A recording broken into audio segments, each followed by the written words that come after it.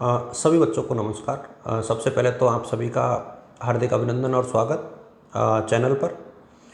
और इस वीडियो में मैं डिस्कस करने वाला हूं आप लोगों के साथ आपकी सप्लीमेंट्री की एग्ज़ाम 2022 की और रिवोल्यूशन की प्रोसेस, दो चीज़ों के ऊपर डिस्कस करूंगा मैं इस पूरे वीडियो में।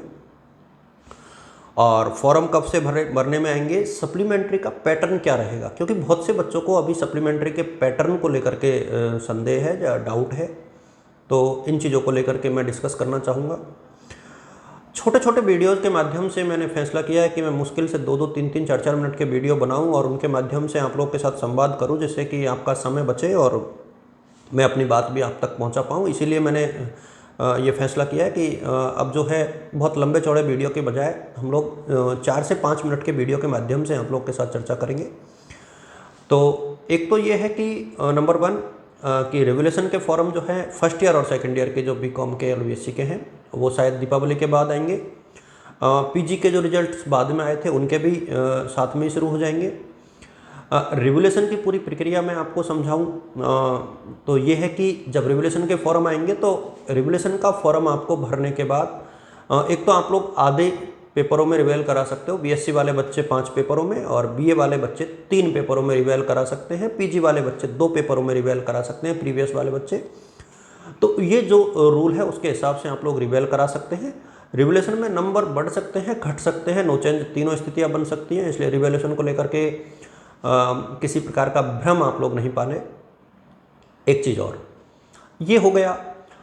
इसके बाद एक और महत्वपूर्ण चीज़ है, वो ये है कि रिवोल्यूशन जब आप भर दोगे तो रिवोल्यूशन के फॉर्म को आपको कोटा यूनिवर्सिटी में डायरेक्ट भेजना है। अब डायरेक्ट आप लोग 2 तरीके से भेज सकते हैं। एक तो आप लोग खुद हाथ से जा करके दे करके आ जाएं और दूसरा आप चाहें तो इसे बाई पोस्ट डाक के माध्यम से भेज सकते हैं। फीस जो है संभवतया 350 रुपये पर पेपर होती है। संभवतया बता रहा हूँ मैं, मुझे एग्जैक्टली आइडिया नहीं है, लेकिन 300 या 350 ये, इससे ज़्यादा नहीं है। तो कॉलेज का रिवोल्यूशन के फॉर्म से कोई लेना देना नहीं है। वो जमा डायरेक्ट जो है यूनिवर्सिटी में होंगे। आप लोग बाई पोस्ट भेज सकते हैं और जिस दिन फॉर्म भरें उसी दिन आप लोग भेज दें, जिससे कि बाद में किसी के पास ये ना रहे कि सर लास्ट डेट निकल गई या फिर ऐसा कोई इशू आए। टेक्निकल ग्लिच नहीं आना चाहिए, ऐसा कोई इशू नहीं आए जिसके कारण कि आप लोगों के फॉर्म छूट जाए। सप्लीमेंट्री वाले सेक्शन के ऊपर आना चाहूँगा और सप्लीमेंट्री के फॉर्म को लेकर के पहले और एग्ज़ाम के संभावित तिथि को लेकर के और संभावित पैटर्न बहुत ज़रूरी है। क्योंकि अब यदि आपको अपनी साल बचानी है सप्लीमेंट्री वाले बच्चों को, तो कैसे आप लोग अपनी साल को बचा सकते हैं, ये बहुत महत्वपूर्ण है आपके लिए। देखिए, मेरे लिए बताना आसान है लेकिन आप लोगों के लिए करना उतना आसान नहीं है। अब सिर्फ एक ही तरीका है जिससे कि आप लोग अपनी साल को बचा सकते हैं, वो है अभी से आप लोग सप्लीमेंट्री के पेपरों की तैयारी शुरू कर दें।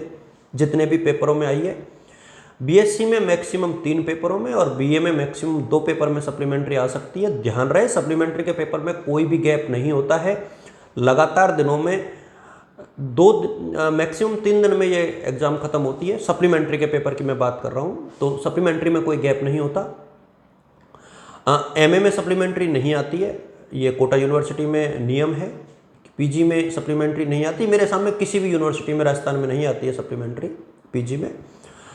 बैक का सिस्टम हमारी कॉलेज यहाँ पे है नहीं कोटा यूनिवर्सिटी में, तो इस चीज़ को आप लोग ध्यान रखें। इस चीज़ को ध्यान में रखने के बाद एक चीज़ और मैं आप लोग के साथ जो शेयर करने वाला हूँ, ये देखिए बहुत महत्वपूर्ण चीज़ है। आप लोग इग्नोर करते हैं, बात अलग है, लेकिन मेरा ये कहना है कि इस चीज़ को आप लोग अपने दिमाग में बैठा करके रखें कि सप्लीमेंट्री के फॉर्म जो है संभवतया जैसे ही फर्स्ट ईयर का रिजल्ट आ जाएगा उसके 5-7 दिन के बाद, यानी 15 नवंबर के आसपास, मैं ये अनुमान लगा रहा हूँ कि 15 नवंबर के आसपास यदि आपके फॉर्म भरने में आते हैं तो शीतकालीन की छुट्टियों से पहले, यानी 20 दिसंबर से पहले पहले आप लोगों की सप्लीमेंट्री के पेपरों के होने की पूरी संभावना है। पूरी संभावना का मतलब इसलिए मैं बता रहा हूँ कि इसको लेकर के यूनिवर्सिटी को थोड़ी सी जल्दबाजी करनी पड़ेगी। उसका रीज़न ये है कि 2023 की जो प्रीवियस जो प्रक्रिया है उसको लेकर के भी उसको टाइम पे लाना, उसको दोबारा पुराने पैटर्न पर, पुराने ढर्रे पर लाना बहुत ज़रूरी है। तो इसलिए मुझे लगता है कि शायद यूनिवर्सिटी प्रशासन जो है इसको लेकर के थोड़ा सा एग्रेसिव माइंडसेट बनाएं और आप लोगों की सप्लीमेंट्री की जो प्रोसेस है उसे कंप्लीट करें। सप्लीमेंट्री के फॉर्म कॉलेज में जमा होते हैं, उसकी फ़ीस शायद 750 के आसपास होती है। ये जो चीज़ें हैं ना वो मैं आप लोगों के साथ इसलिए शेयर कर रहा हूँ कि ये महत्वपूर्ण भी है और आप लोगों के करियर से जुड़ी हुई है, और छोटे छोटे वीडियोज़ के ही माध्यम से शेयर करूँगा। आप लोग जो नए बच्चे हैं वो चैनल के साथ जुड़े रहें, और जो बच्चे मुझे जानते हैं मैं बता दूं कि बेटा मैं असिस्टेंट प्रोफेसर अर्थशास्त्र के तौर पर अपनी सेवाएं राजकीय कला कन्या महाविद्यालय कोटा में दे रहा हूं, और बहुत ऑफिशियल और आधिकारिक तरीके से सूचनाएं आप लोगों के साथ साझा करता हूं। ये सिर्फ हवाई बातें नहीं होती हैं, जितना एक्सपीरियंस है, जितनी जानकारी मुझे मिलती है, या दूसरा ये कहें कि ये जो चीज़ें हैं, देखो रिजल्ट का अनुमान लगाना और ये चीज़ें तो दूसरी होती हैं, वो तो अनुमान ही होता है, लेकिन जो चीज़ें मैं यहाँ पर शेयर कर रहा हूँ एग्ज़ाम से रिलेटेड वो तो 100% सही है, उसमें किसी प्रकार का कोई डाउट नहीं है।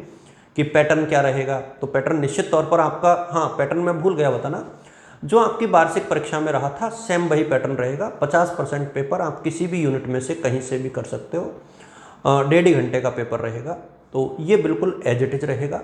बीएड के रिजल्ट जो है दीपावली के बाद संभवतः नवंबर के पहले हफ्ते से शुरू होंगे, उससे पहले बीएड के परिणामों के आने की संभावना मुझे तो नज़र नहीं आती।